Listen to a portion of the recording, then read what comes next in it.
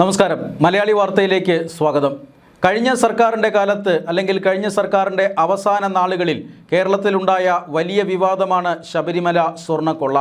ഈ ശബരിമല സ്വർണ്ണക്കൊള്ളയിന്മേൽ പ്രത്യേക അന്വേഷണ സംഘത്തിൻ്റെ അന്വേഷണം പുരോഗമിക്കുകയാണ്. നിരവധി പ്രതികൾ ഇതിനോടകം തന്നെ അറസ്റ്റ് ചെയ്യപ്പെടുകയും അവർക്ക് സ്വാഭാവികമായ ജാമ്യം ലഭിച്ച് പുറത്തു പോവുകയും ചെയ്തിരിക്കുന്നു. ഇപ്പോഴും ഇതുവരെയും കുറ്റപത്രം സമർപ്പിക്കാൻ പ്രത്യേക അന്വേഷണ സംഘത്തിന് ആയില്ല. പ്രത്യേക അന്വേഷണ സംഘത്തിന് സർക്കാരിൻ്റെ സമ്മർദ്ദമുണ്ടായിരുന്നു എന്ന് അന്ന് തന്നെ ആരോപണങ്ങൾ ഉയർന്നതാണ്.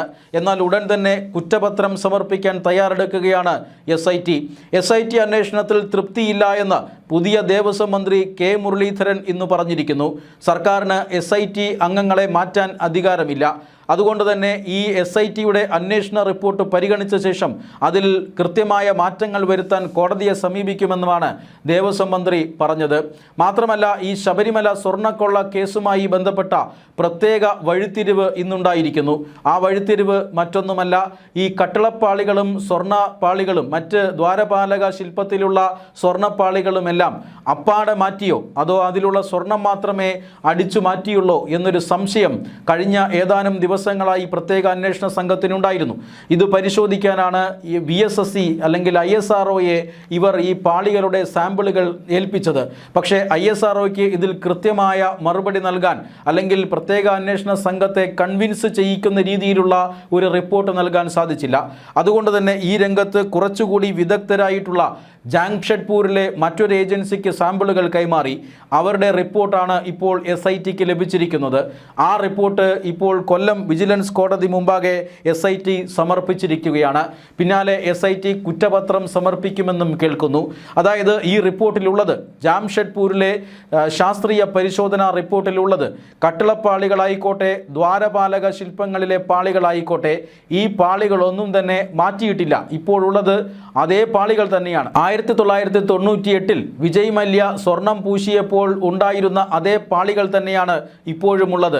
പക്ഷേ അതിലെ വളരെ പ്രധാനപ്പെട്ട സ്വർണം അത് അടിച്ചു മാറ്റിയിരിക്കുന്നു. അത് അതിവിദഗ്ധമായി ഈ പാളിയിൽ നിന്നും വേർതിരിച്ചെടുത്തിരിക്കുന്നു എന്ന വിവരമാണ് ഇപ്പോൾ ജാംഷഡ്പൂരിൽ നടത്തിയ പരിശോധനാ ഫലത്തിൽ നിന്നും പുറത്തു വരുന്നത്. പോലീസിന് കുറച്ചുകൂടി കാര്യങ്ങൾ വ്യക്തമാകുന്ന രീതിയിലാണ് ഇപ്പോൾ ആ റിപ്പോർട്ട് ഉള്ളത്.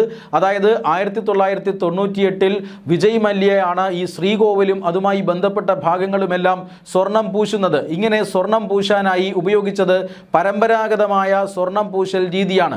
അതായത് ഇങ്ങനെ സ്വർണം പൂശുമ്പോൾ കൂടുതൽ കട്ടി അല്ലെങ്കിൽ കൂടുതൽ സ്വർണം പൂശുന്നതിന് ആവശ്യമാണ്. ഇങ്ങനെ പ്രത്യേകതരം മെഷീനറി ഒന്നും ഉപയോഗിക്കാതെ കൈകൊണ്ടാണ് ഈ ശ്രീകോവിൽ മുഴുവൻ സ്വർണം പൂശിയിട്ടുള്ളത്.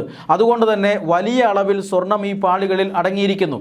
ഈ പാളികൾ അറ്റകുറ്റപ്പണിക്കാണ് എന്ന് പറഞ്ഞ് പുറത്തേക്ക് എത്തിച്ച ശേഷം ഇതിലുള്ള സ്വർണം, വലിയ അളവിലുള്ള സ്വർണം എടുത്തു മാറ്റിയതിന് ശേഷം അല്ലെങ്കിൽ അത് വേർതിരിച്ച് മാറ്റിയതിന് ശേഷം വളരെ ചെറിയ അളവിൽ സ്വർണം മതിയാവുന്ന ഇലക്ട്രോപ്ലേറ്റിംഗ് സാങ്കേതിക വിദ്യ ഉപയോഗിച്ച് ഇതിൽ സ്വർണം പൂശി തിരിച്ച് സ്ഥാപിക്കുകയാണ് ചെയ്തത് എന്നാണ് ഇപ്പോൾ വ്യക്തമാകുന്നത്.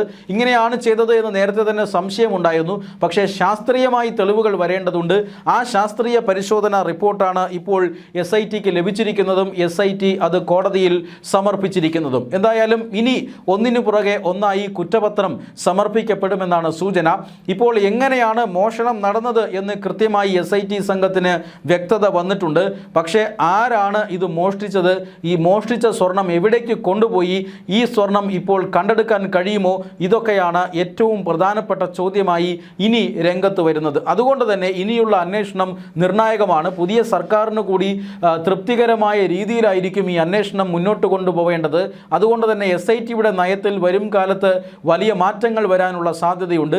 അവരുടെ ശാസ്ത്രീയ പരിശോധനാ റിപ്പോർട്ട് ഇപ്പോൾ ലഭിച്ചിട്ടുണ്ട്. ഇനി അന്വേഷണത്തിന് വേഗത കൈവരും.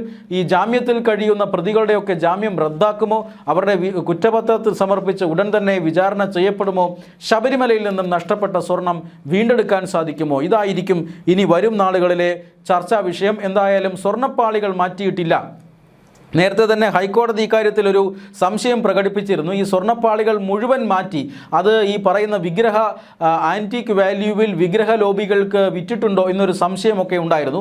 പക്ഷേ അങ്ങനെ പോയിട്ടില്ല. ഇത് കട്ടളപ്പാളികളായാലും ദ്വാരപാലക ശില്പങ്ങളായാലും അതേ പാളികൾ തന്നെയാണ്. 1998 വിജയ് മല്യ സ്വർണം പൂശാൻ ഉപയോഗിച്ച അതേ പാളികൾ തന്നെയാണ് ഇപ്പോഴും ഉള്ളത് എന്ന് കണ്ടെത്തിയിരിക്കുന്നു. പക്ഷേ അതിലെ സ്വർണം, വലിയ അളവിൽ അതിലടങ്ങിയിരിക്കുന്ന സ്വർണം അത് അതിവിദഗ്ധമായി മോഷ്ടിക്കപ്പെട്ടിരിക്കുന്നു. അതിൻ്റെ പിന്നിൽ ആരാണ് ഇത് ചെയ്യിച്ചത്, ഇപ്പോൾ ആ സ്വർണം എവിടെയുണ്ട്? ഈ കാര്യങ്ങളാണ് ഇനി വരും ദിവസങ്ങളിൽ SIT അന്വേഷിക്കുക.